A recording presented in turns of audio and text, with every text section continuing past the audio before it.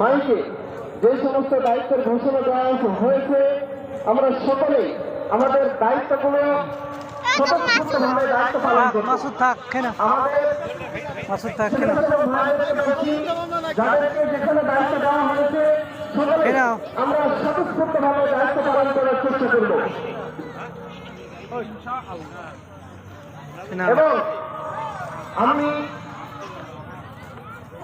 মঞ্চে আসার জন্য বিশেষভাবে অনুরোধ করছি আমাদের এসকে দাখিল মাদ্রাসা পরিচালনা কমিটির সম্মানিত সভাপতি জনাব আক্তার হোসেনকে।